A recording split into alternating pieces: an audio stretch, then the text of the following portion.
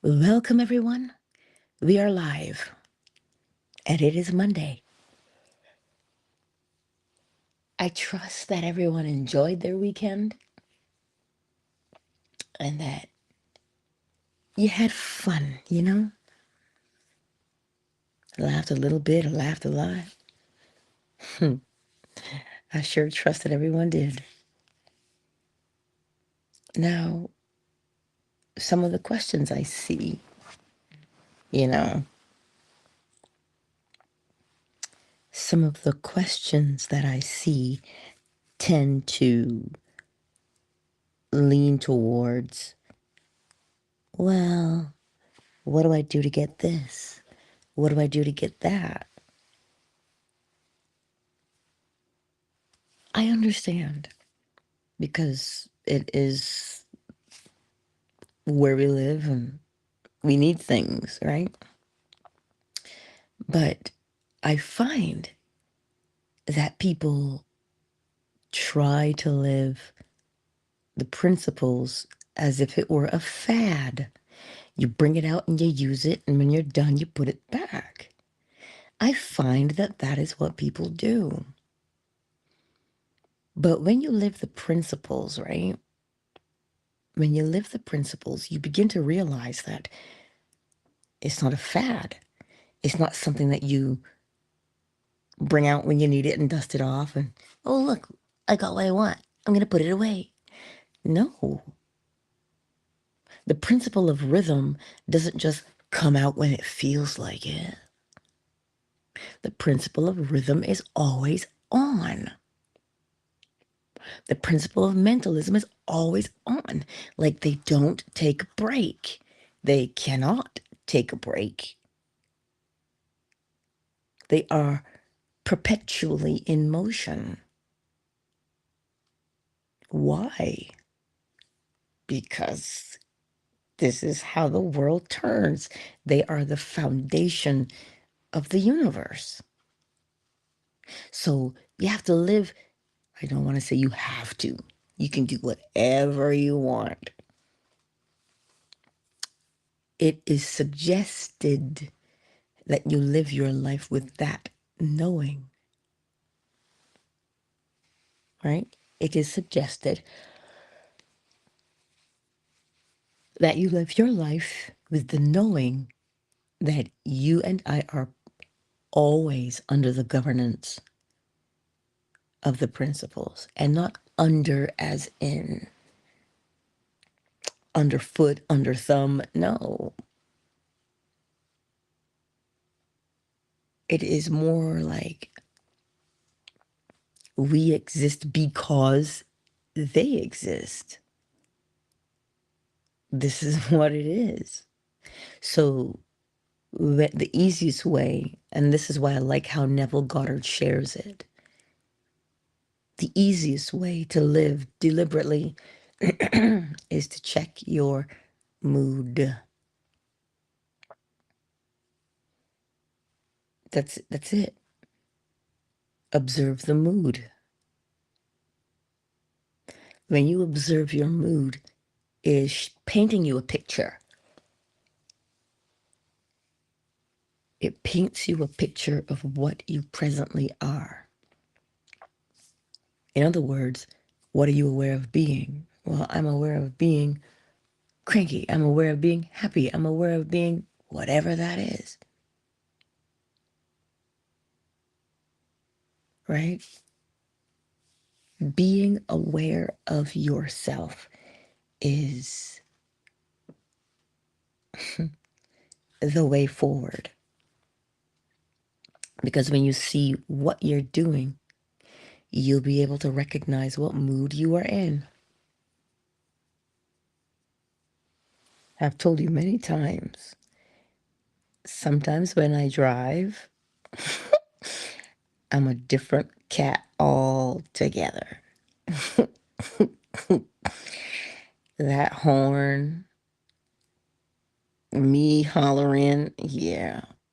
But I've also realized that if I'm listening to music that I genuinely love, I'm in a different frame of mind when I drive. And so I tend to lean towards being in that mood more than being the one who's leaning on the horn. It is just simply what we practice, right? And that's the thing. We all know that what you practice, well, you become that thing. You get good at it by becoming it. I always mention these elite athletes. They don't have that title because they practice, 3 days a week or they practice 2 days a week. No, no, no. They get that title because they train every day. What are they training for? They are training to become the best at what they do. So it is a way of life for them. It's interesting to observe after they retire. Very interesting, right? Now they move on to different things that they've always wanted to do. So now they're moving into a different frame of mind. So if you watch it, you will see that we're constantly moving from mood to mood. And like, if you study the principle of rhythm, you will know that there's an ebb and there's a flow. Always an ebb and a flow. It's never just an ebb and it's never just a flow. It is the movement between the ebb and the flow, which shows you that you cannot sustain a mood indefinitely.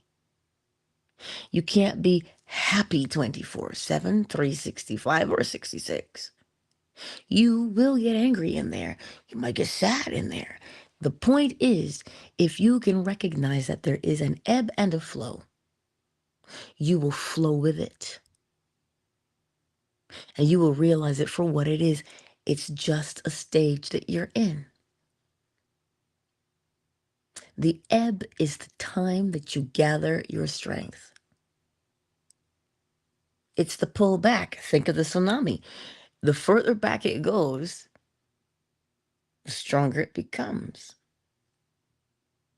So the ebb is the time to rejuvenate, to recover, to replenish. So when you are in the ebb, you don't complain about, oh my God, I've got nothing to do. I don't know what I'm going to do. No, use the ebb to regather your thoughts. The ebb is the break. It is the moment of, oh, that is what the ebb is there for. So that when you come out of the ebb into the flow, you know where you're flowing towards. It's not something that you do willy-nilly. It is a way of life, right? This is, and this is why, quote unquote, rituals exist, so that we remember how to live. But again, people use rituals when they want something.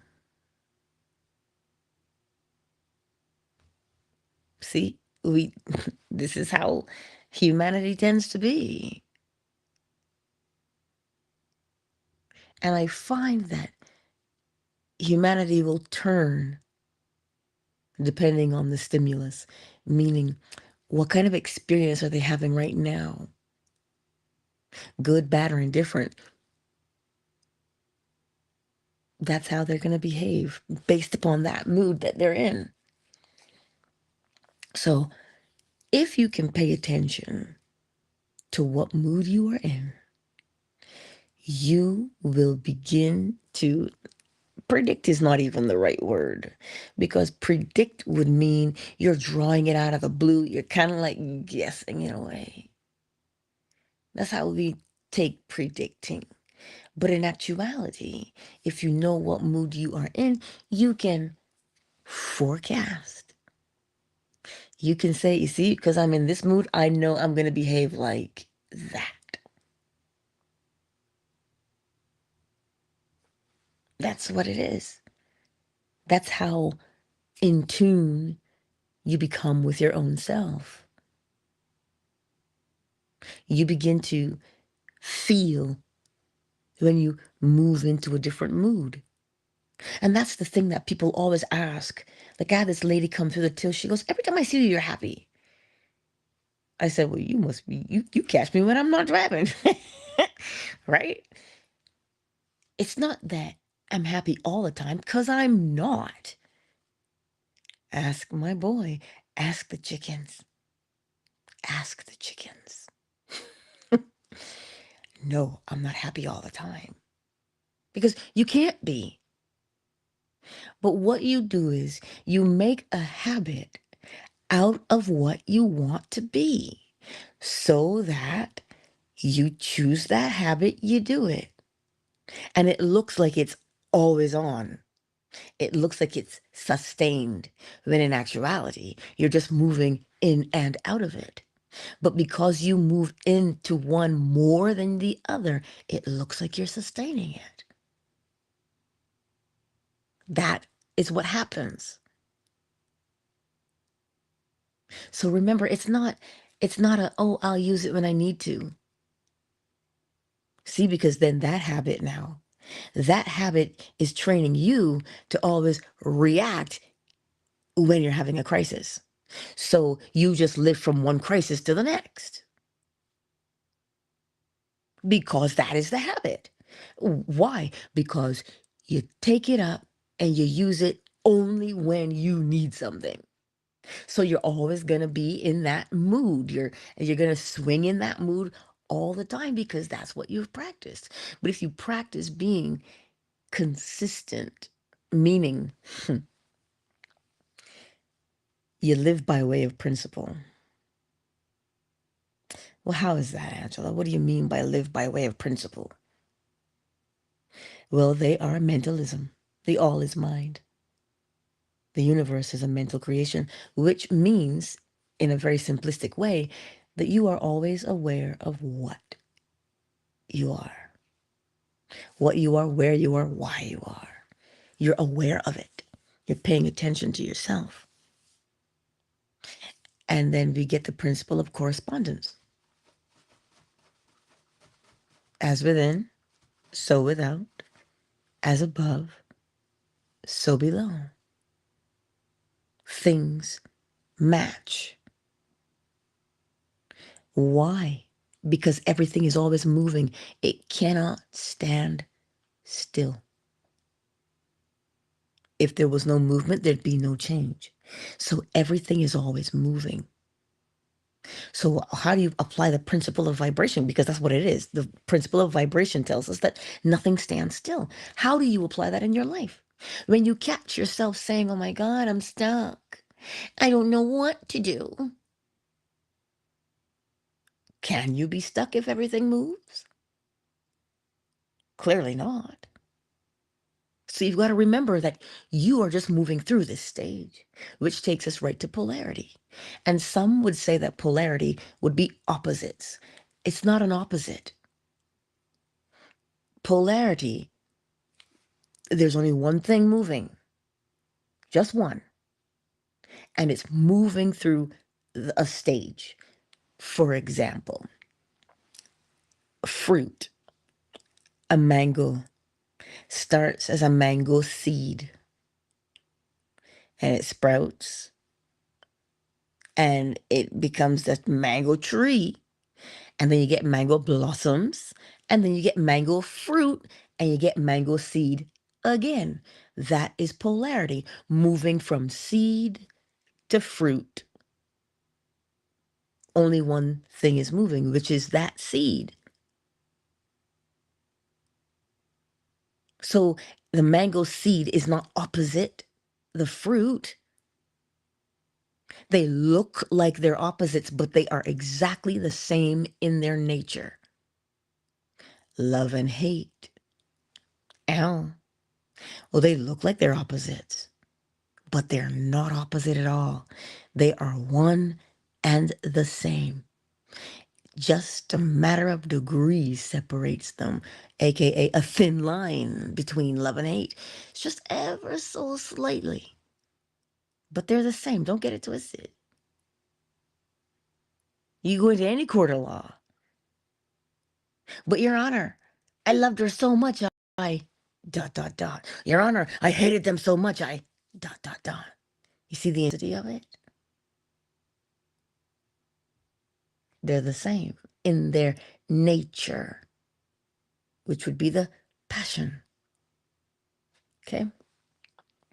But when something moves, it moves in a rhythmic fashion, that ebb and flow. But don't get it twisted. The degree of the ebb has to match the degree of the flow. With correspondence, as within, so without. So if you're swinging 90 degrees to the left, you've got to come back 90 degrees to the right, because rhythm always compensates. And you know how we say it in the world: punishment must fit the crime. That's how we say it in the world in layman's terms. So that when you see this thing, this pattern, you can say, oh, I know what that is, because it unfolds in that particular way. That's rhythm. But then that rhythm causes an effect. Every cause has its effect, and every effect has its cause. So if you say, well, I don't know why that happened, listen, if there is an effect, there was a cause. And if there's a cause, there will be an effect. They travel together. There is no delay between the two of them. None whatsoever. This is how cause and effect works. And finally, after cause and effect, we get the principle of gender, not to be confused with man, woman, boy, girl. That is how we see it below, but there is an above. We are constantly in a state of generation. Why? Because everything is moving. We generate an idea, which is masculine, and it is invisible. Masculine is invisible because I don't know what your idea is until you show it to me. You give it form, which is feminine. So we're always moving from the invisible to the visible, because it is how we generate. It is how we bring things into fruition. It is how we design things. The seamstress, the tailor, the baker, the chef, the artist, the dancer, the singer, the actor. All of those things start with an idea. The sculptor, the architect, the engineer, they are invisible ideas. And then they take form. That is what masculine means. Invisible. Feminine means form. Because we generate from the invisible to the visible, aka manifestation. So manifestation is not a fad. It is not something to believe in. It is what one observes. When you say, oh my God, I could totally go for a piece of pie right now, that's just a twinkle in your eye. You don't even have to say it out loud. Like, that was like Mom yesterday. She was so excited. She wanted ice cream. She didn't say she wanted ice cream out loud, but my sister showed up and brought her ice cream. Some would say, well, what a coincidence. You remember what a coincidence is? The thing that you were thinking of, you interacted with. That's why you say, oh my God, I was just thinking of you. I was just gonna call you. It was invisible first, but then it materializes. This is a way of life, not a fad. So you practice. You practice. And some would say, but Angela, what about God? What about God? God is the name we have given to something. I'm not here to tell you whether God exists or does not exist. The principles sure as heck didn't get here on their own.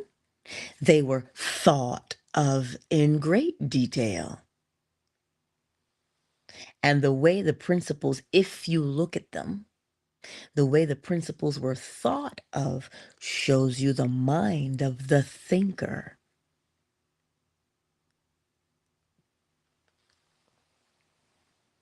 When you see the mind of the thinker, you realize that it is balanced. As within, so without. You reap what you sow. There's no punishment, there's no reward, which is something we find very challenging to deal with. Because this guy brought his dog into the store, and the dog remembers because we have dog treats. And so my coworker, she's so cute. She's like, "Can you shake a paw?" And so the dog put her paw in my coworker's hand to shake the paw. And now I wasn't upset. I just said, "Oh, for the love of God and all things. We know the dog wants the treat. Just give him the treat. Why do we need to make him do tricks? Why? The dog knows that it's going to get the treat. That's what it wants. Just give it the treat. But now we got to be entertained, right?" So that's what I said. I'm like, "Oh man, just just scratch him behind the ears and give him the treat." It's just simple as that. Because it knows cause and effect very well. And the dog has a great memory.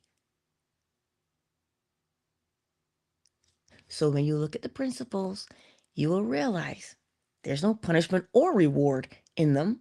It is simply, who do you say you are? Then that is how you will behave. No magic, no pomp and ceremony, just simplicity. You say you're this, well, your actions should match because they have to.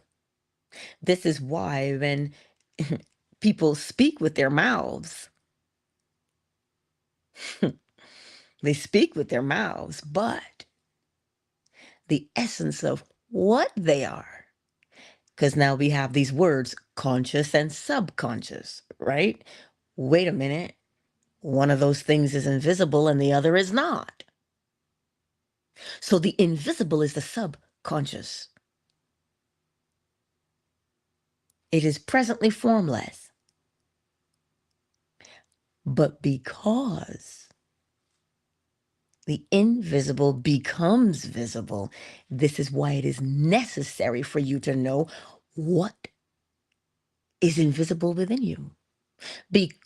How do you know what's invisible? By looking at the behavior. By looking at the behavior. The feminine, the form, the behavior. So you see, it is the way we live naturally. But because we don't look at it, we don't pay attention to it, we just do it. We just do it. So if I say to you that scripture, train up a child in the way it should go and it will not depart from it, now you understand what it actually means. It means we learn, we do what we learn, period. So if you do not presently like what you are doing, you have to learn a new way. It is simple. Angela, if it was so easy, everybody would be doing it. I did not say it was easy. I said it was simple in its comprehension.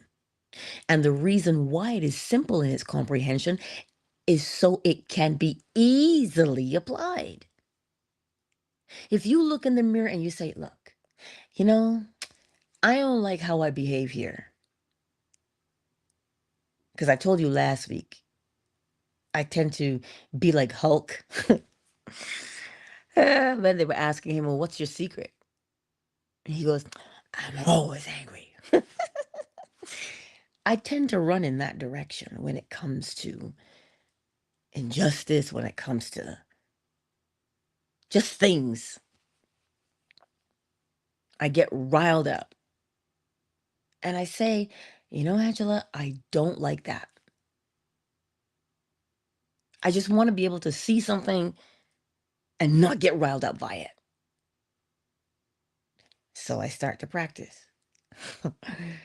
Sometimes I can go for a whole hour and not get angry at something I've heard on the radio. And this is partly why I don't like the radio being on at work. Because it's just ugh. And so other times I sit there and I seethe and I'm like, ah. And I'm like, you know what? You got to snap out of that, girl. Come on. So this is how you practice. You just simply look at what you're doing. And if you don't like it, what would you prefer your behavior to be?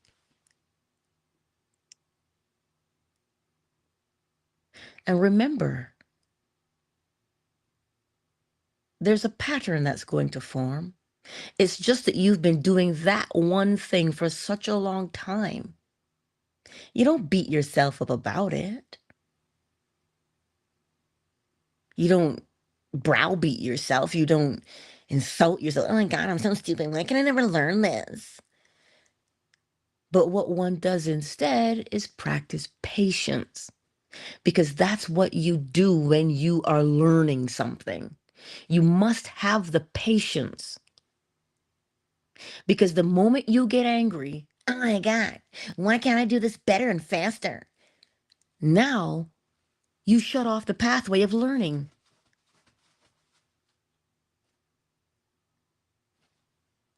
You don't learn it and you remain as you are. But if you take your time and you say, okay, I'm practicing a new way. Pay attention. When you catch yourself not practicing what it is you said you wanted to practice, stop what you're doing and start practicing that way, because it will become a habit for you.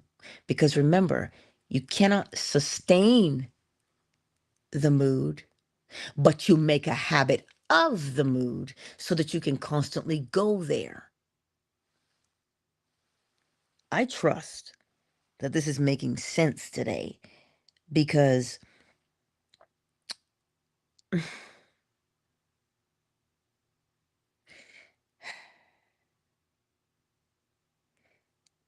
it is imperative that we get it. You see, we only see what's right in front of us sometimes. But the reason why we learn these things and learn this way of deliberate It's funny because I teach it all the time at the store.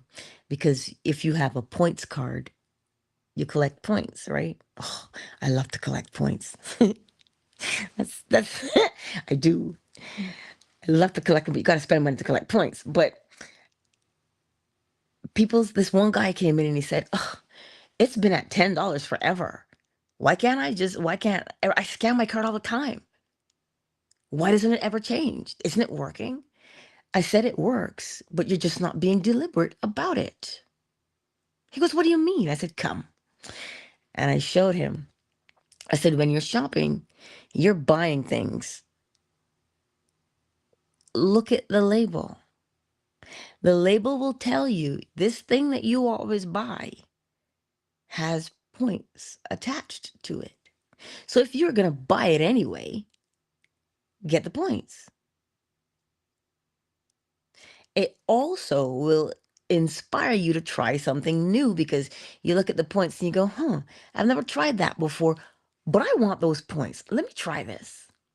Next thing you know, you might like it and you earned the points.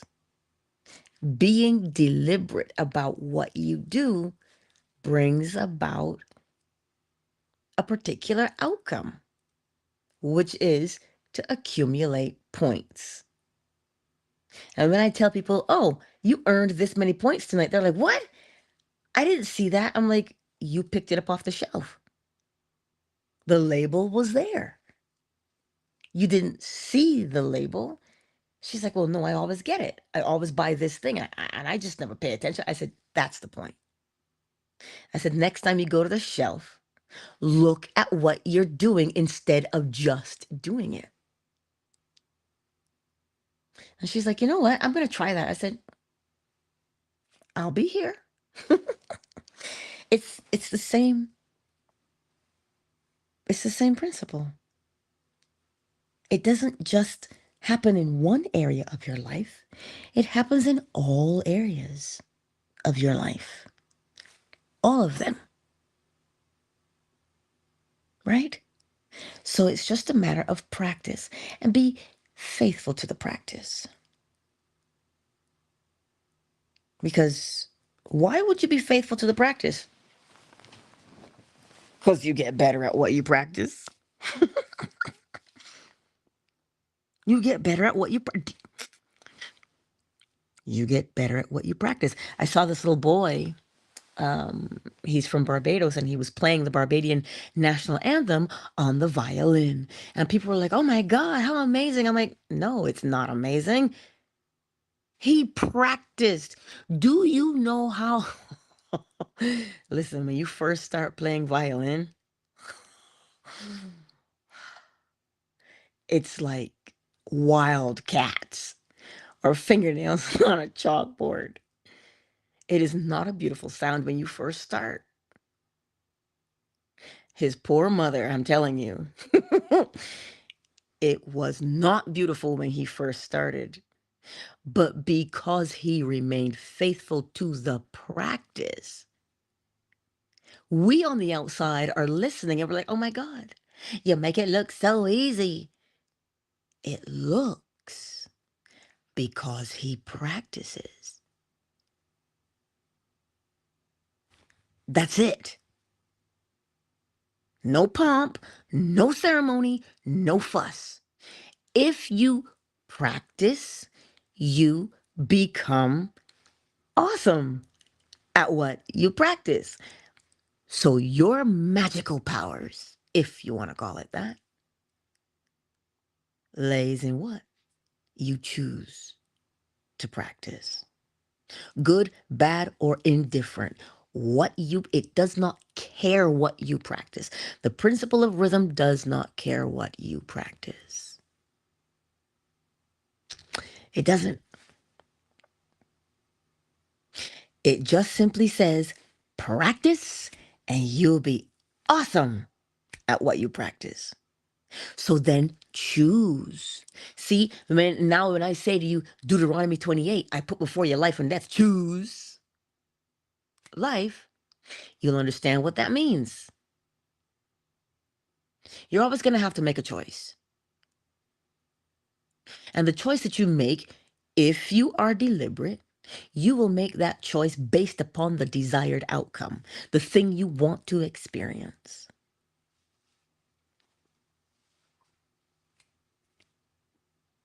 This is this is the way of life. That's just what we do naturally. So today, there's a change. You want to change something. You want to grow in some fashion. What is the outcome? That's where you start. Well, if you're going to garden, you garden based upon what you want to eat. So that's what you planned. So start at the end. What do you want to experience? What is the attitude you would like to walk through the day with? That's where you start. And you start by practicing that attitude. Remember, you practice that attitude, you will go back to that attitude more than you do anything else. Habit. Autopilot. This is why someone can look perpetually happy and not be, because they practice being joyful. What is the joy, though? The joy is the knowing that what I practice, I become. That's the joy. Think about it for a minute. You look at your life, you say, "Oh my God, I don't wanna do that anymore." What are you gonna do? Complain that you don't want to do it anymore? Or choose the new behavior and practice that? But you see, sometimes we can be impatient. One of the best ways of learning patience is gardening, because you can't rush that. Every vision has its appointed hour. It will ripen, it will flower. If it be long, wait. It will not be late. Habakkuk 2, verse 3. People say, "Oh my God, but why would you use the Bible?" Because the principles are in it. It just simply shows you how to apply it. It says it has its appointed hour. So when lady gets all broody and I give her an egg to sit on, a fertilized egg, that's going to take 21 days. I can't rush it. I can't make it slow down. There's nothing I can do but wait. But I'm not waiting hopefully. I am waiting with the knowledge that it will hatch because it's been fertilized. It'll hatch. That is the knowing.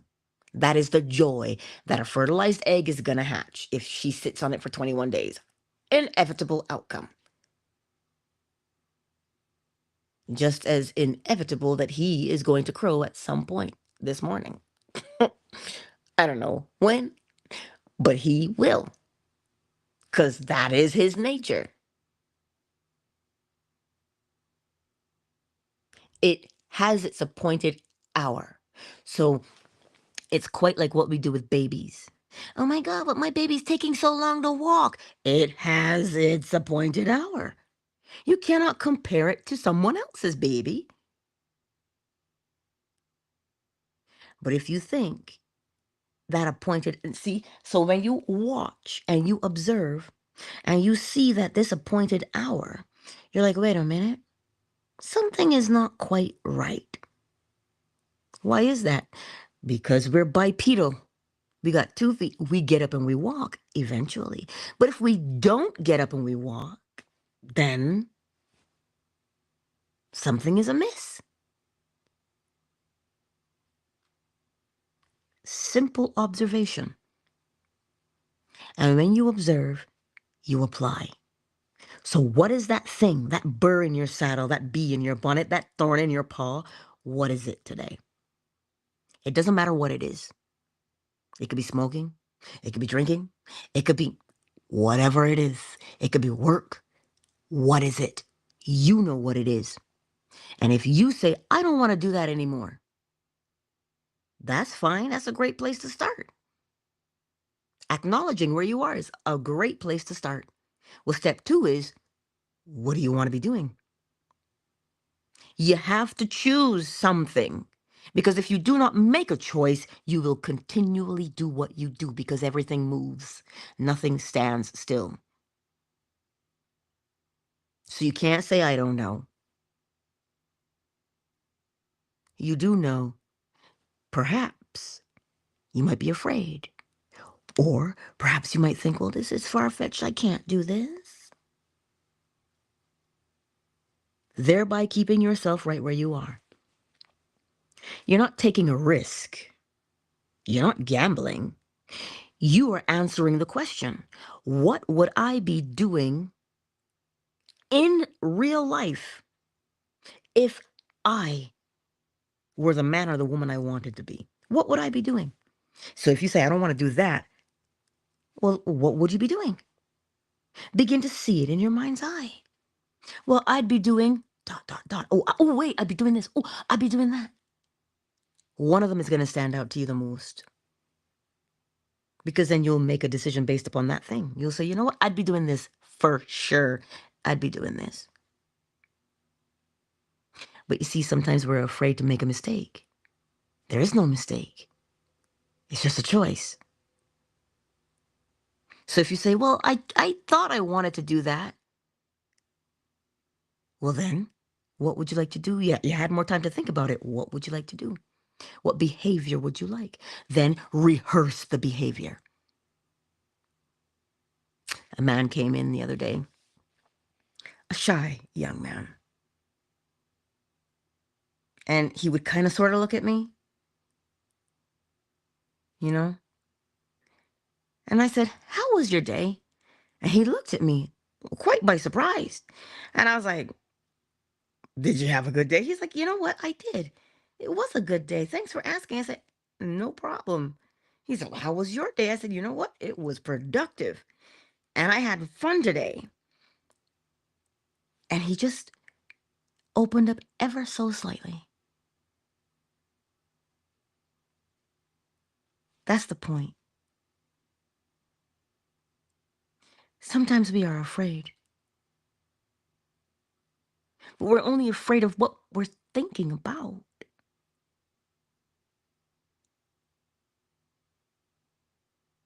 That's why we practice.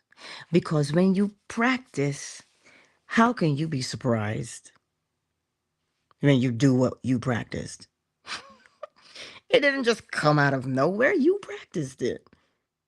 So there's no surprise. So what do you want to be? Start practicing that. And remember, it always begins invisible. Nobody knows you want to make a change. So nobody knows what you're practicing. It's invisible. Until you've practiced it so much, invisibly, that it what takes on form and you do it. And with that, my beautiful friends, let me welcome everyone into the space. Yes? Let's start with Twitter, because Twitter is as Twitter is. Tumbleweed, I gotta stop calling it tumbleweed Twitter. Because that's why it remains tumbleweed Twitter. Because I call it that. YouTube. Cyber is here. Hey, Cyber. Long time stranger. Liza, darling, I see you. Welcome back. Welcome back, dearest Liza. See, now I say your name. There's a hole in the bucket. There, Liza. You know what? Stop. From Sesame Street. I see you, Liza. Thanks for being here again. Big Mike is in the house. You just popped in. Well, hello. I see you. I see you. Who's here on fan base? Oh, let me scroll. Oh my word. I gotta scroll to see who's in fan base this morning. Ow. Wow. I gotta say it. Ursula. Hello, darling. I see you. It is good to see you. Oracle Tree House. Hey, girl. I see you. Summer Rose. is in the house. Hey, KZ, my sweet. And we have the other Michael. See, we got two Michaels in the house. We got the sweet Miss McQueen. I see you. My hardworking girl. I see you. Beautiful ones. Hello. Welcome to the space, love. Welcome. Ray Ray. My ever political Ray Ray is in the house. Moon and Dolphin Duck. Oh, dearest Tiffany and Javion, you must tell him hello from me. How tall is he now? Ah, listen, it is so spectacular to see all of you. And if you look at my PTR, yes, my Roo is in a bag. He's in a purse. He is. That's what he was yesterday. I'll put him in it again today when I get home. But practice. I watch my son because Biscuit is the youngest chicken in the house now, Biscuit. And Biscuit is he doesn't like to be, I keep saying I don't know what it is. I'm rooting for a girl, but I don't know what it is. Biscuit doesn't necessarily like to be touched or picked up. And I've noticed that with hen hatched eggs, that's usually what happens. Incubator eggs, when they hatch, oh, they want to be touched, but not hen hatched eggs. And he says, but Ma, you got to be patient with Biscuit.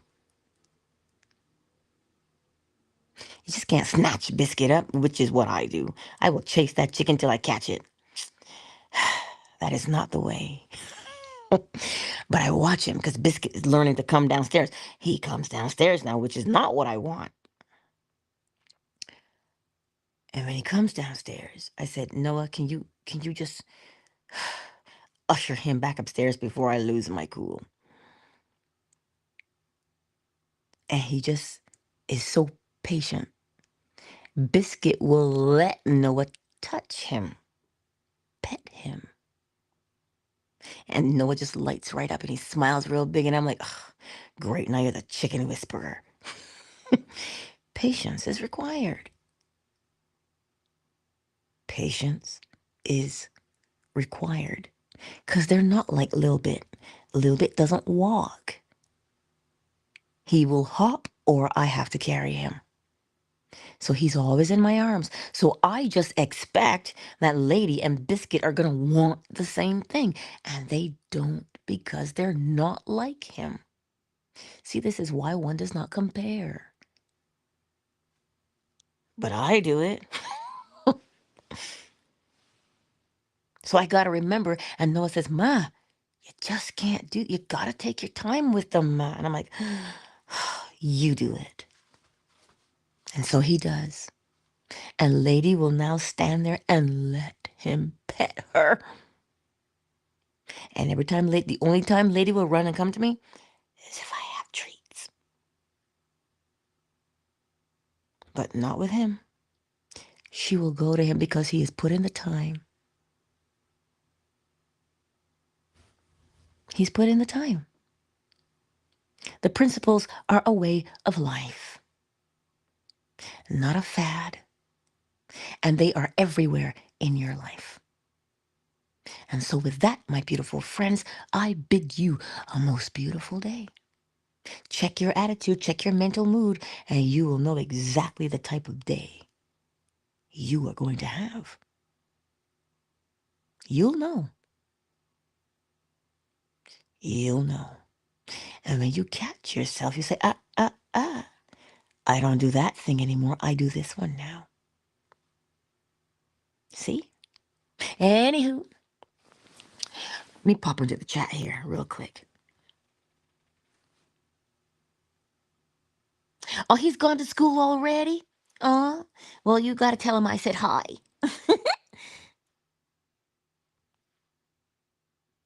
Yeah, I see you guys in the chat.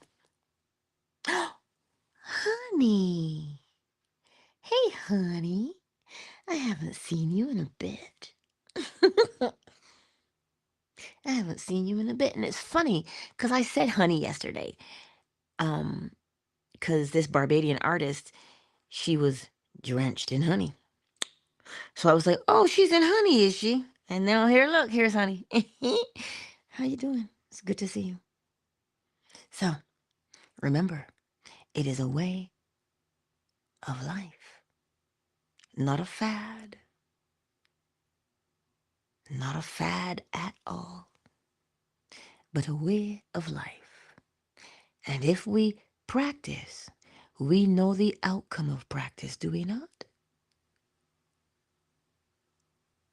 And if you know the outcome of practice, then practice because you know the outcome of practice. Not because you want something, but because you know the outcome. And what is the outcome? Success.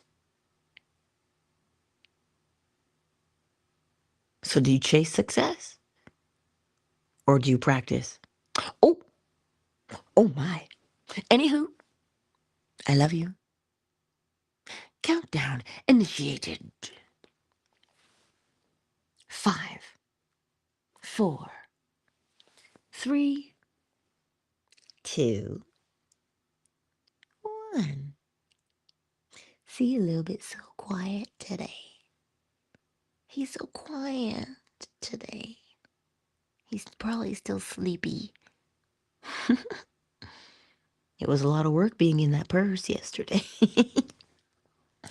Anywho, go forth and know and apply. Much love to you all.